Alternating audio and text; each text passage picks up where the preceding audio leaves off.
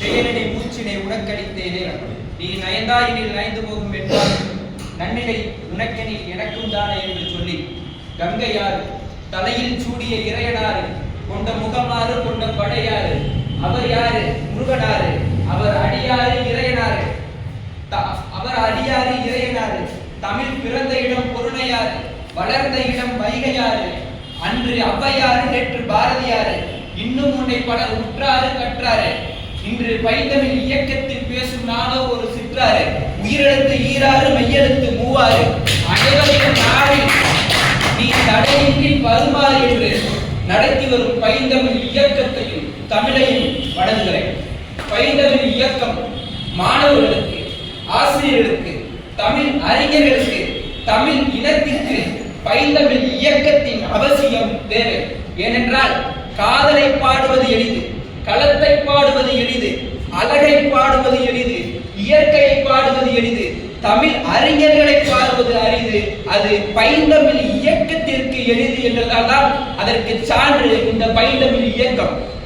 எனவே பைந்தமிழ் இயக்கத்தை நடத்தி வரும் இயக்குனருக்கும், துணை இயக்குனருக்கும், உறுப்பினர்களுக்கும், மாணவர்களுக்கும், எங்களை வழிநடத்தி செல்லும் பேராசிரியர் விஜய் ஐயா அவர்களுக்கும், எனது நண்பர்களுக்கும் எனது வணக்கத்தை தெரிவித்துக் கொண்டு என் உரையை தொடங்குகிறேன். நான் இங்கு பேச இருக்கும் தமிழ் அறிஞர் மா ராசமாணிக்கிறார். மாசி மாதம் 29ஆம் தேதி 1907 செவ்வாய் என்று பிறந்து வைகாசி மாதம் 12ஆம் தேதி 1967 என்று மறைந்து 60 ஆண்டுகள் தன் வாழ்நாளில் ஆராய்ச்சி ஆராய்ச்சி ஆராய்ச்சி தமிழ் மொழியின் ஆராய்ச்சி என்றே வாழ்ந்து இறந்தவர்தான் மா ராசமாணிக்கனார் என்ற ஒரு மிகப்பெரிய ஆராய்ச்சியாளர். அவர் ஆகச் சிறந்த தமிழ் ஆராய்ச்சியாளர்கள் என்பதில் மாற்று கருத்து ஒன்று இல்லை. தமிழ் ஊர் நல்லுலகம் இருக்கும் வரை தமிழறிஞர் என்றும் இன்றளவும் உன்னதமான தமிழறிஞராக போற்றப்படுகிறார். சாதாரண குடும்பத்தில் பிறந்து சாதாரண நில அளவையாளர் அவருடைய தந்தையார். அவர் பல ஊர்களுக்கு செல்லக்கூடிய வாய்ப்பு இருந்தது. ஆந்திராவில் இருந்து மதுரை, மதுரையிலிருந்து திண்டுக்கல், திண்டுக்கல்லில் இருந்து தஞ்சாவூர், இப்படி பல ஊர்களுக்கு அவர்கள் செல்லக்கூடிய வாய்ப்பும் பயணமும் அவர்கள் குடும்பத்தை சார்ந்து இருந்தது. மா ராசமாணிக்கனார் அவருடைய தந்தையார் ஆந்திராவில் வேலை பார்த்துக் கொண்டிருந்த போது அவர் 10 வயது வரையும் ஆந்திராவில் இருந்து கொண்டிருக்கிறார். அதனால் அவர் ஆரம்ப கல்வியை மா ராசமாணிக்கனார் அவர்கள் தெலுங்கு மொழியில் கற்கக்கூடிய வாய்ப்பு இருந்தது. பின்பு பணி மாறுதல் காரணமாக மதுரைக்கு செல்கிறார்கள். அங்கு இவருடைய படிப்பு எப்படி என்று பார்த்தால் ஒரு தொடர்ச்சி இல்லாத படிப்பாக இருக்கும். 1ஆம் வகுப்புக்கு 2, 2, 3, 4 என்று தொடர்ச்சி இல்லாத, ஒரு முறை சார்ந்து இல்லாத படிப்பாக இருக்கும். அவருடைய தந்தை மதுரையில் வந்த பிறகு இறந்து விடுகிறார். பின்பு அண்ணனிடம் அந்த குடும்ப பொறுப்பு போகிறது. இவர் அண்ணனும் ஒரு அரசு அதிகாரியாக இருக்கிறார். குடும்ப வறுமையின் காரணமாக இவர்கள் திண்டுக்கலுக்கு செல்கிறார்கள்.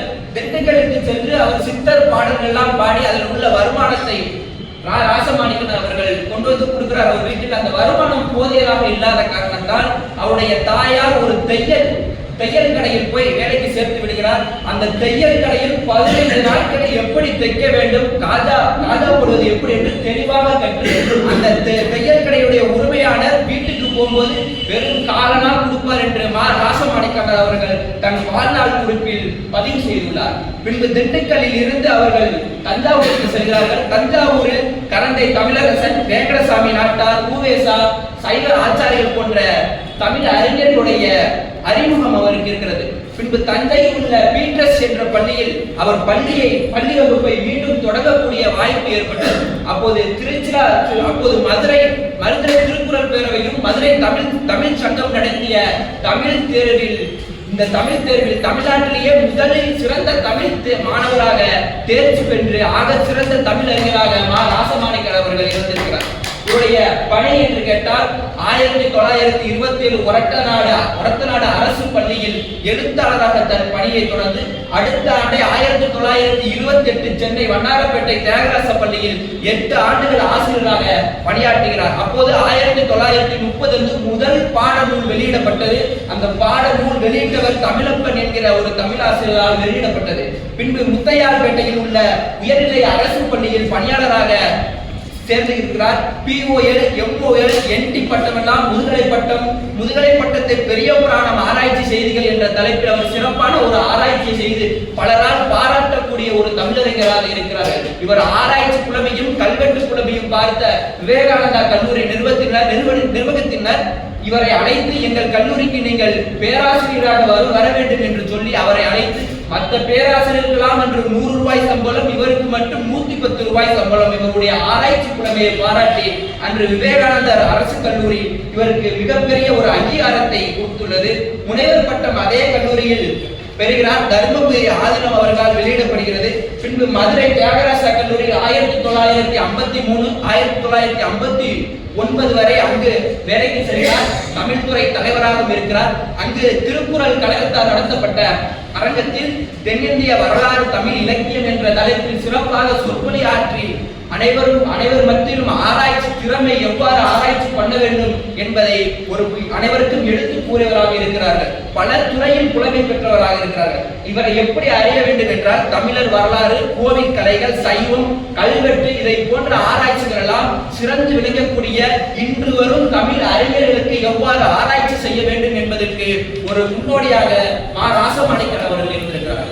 டாக்டர் ராசமாணிக்கர் அவர்கள் நாட்டுடைமையாக்கப்பட்ட நூல்கள் தமிழ் அமுதம், கால ஆராய்ச்சி, சிலப்பதிகாரம் காட்சிகள், சேக்கிழார் ஆராய்ச்சி நூல், சைவ சமய வளர்ச்சி, சைவ சமயம், சேக்கிழார் வரலாறு, தமிழ் அமுதம், தமிழ் இனம், தமிழ் ஆட்சி, தமிழக கலைகள், தமிழ்நாட்டு வட எல்லை, தமிழ் மொழி இலக்கிய வரலாறு, பல்லவர் வரலாறு, பெரிய புராணம் ஆராய்ச்சி என்று பல ஆராய்ச்சிகளை செய்து தமிழுக்கு நாட்டுடைமையாக்கப்பட்ட நூல்களை எவ்வாறு இன்று வரையும் நாம் ஆராய்ச்சி செய்ய வேண்டும், முனைவர் பட்டம் செய்ய வேண்டும், எவ்வாறு சிந்திக்க வேண்டும், தமிழ் மொழியில் எவ்வளவு ஆராய்ச்சி இருக்கிறது, தமிழ் மொழி முகஞ்சதாரோ சிந்து சமய உலகிற்கும் தமிழ் மொழிக்கும் எவ்வளவு தொடர்பு இருக்கிறது என்பதெல்லாம் எடுத்துக்காட்டியிருக்கிறார் மா ராசமாணிக்கர் அவர்கள். பல விருதுகளுக்கு இவர் குறிப்பாக சைவத்தை முதன்மையாக வைத்து ஆராய்ச்சி செய்யக்கூடிய இவர் மிகவும் புலமை பெற்றவராக இருந்திருக்கிறார்கள். விருது சைவ வரலாற்று ஆராய்ச்சி பேரறிஞர், ஆராய்ச்சி கலைஞர், சைவ இலக்கிய பேரறிஞர், சைவ நெறி காவலர் போன்ற விருதுகளுக்கு சொந்தக்காரர் ராசமாணிக்கர். மலேசியாவில் நடைபெற்ற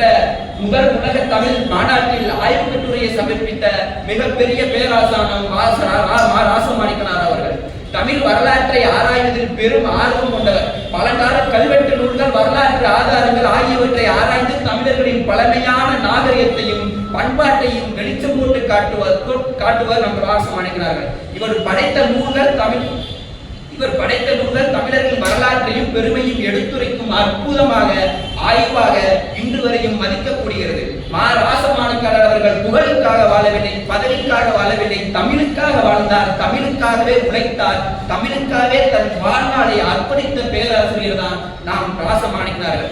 அன்புடைய தமிழர்களே, ஒரு மொழி வாழ வேண்டும் என்றால் அதை நேசிக்கும் மக்கள் இருக்க வேண்டும். அந்த வகையில் நாமெல்லாம் தமிழை நேசித்து காக்க வேண்டும், தமிழ் மொழியை பேச வேண்டும், தமிழ் மொழியில் சிந்திக்க வேண்டும், தமிழ் மொழியில் வரலாற்று செய்திகளை அறிந்து கொள்ள வேண்டும். அப்போதுதான் ராசமாணிக்கர் போன்ற தமிழறிஞர் கொடுத்த செய்திகள் உண்மையான அவருக்கு மரியாதை செலுத்தக்கூடிய செய்தியாக இருக்கும். தமிழ் வாழ்க, தமிழர் வாழ்க, தமிழர் பண்பாடு வாழ்க நினைத்திருக்க ஒன்று கூற வேண்டும் என்றால், அன்பு சொந்தங்களாய், வரலாற்றின் தங்கங்களாய், சிகரத்தை செதுக்கின்ற சிங்கங்களாய், காற்றோடு கைகொடுக்கும் கடல் நெருப்புகளாய், முன்னலை விளங்கி மின்சாரத்தை கொப்பிடிக்கும் ஒரு தமிழனாய் நீங்கள் இருக்க வேண்டும் என்றால் அதற்கு எடுத்துக்காட்டாக இந்த பைந்தமிழ் இலக்கியம் நமக்கு ஒரு அடித்தள படிக்கட்டாக இருக்கிறது என்று கூறி என் வாய்ப்பு பைந்தமிழ் இலக்கியத்திற்கும் ஐயா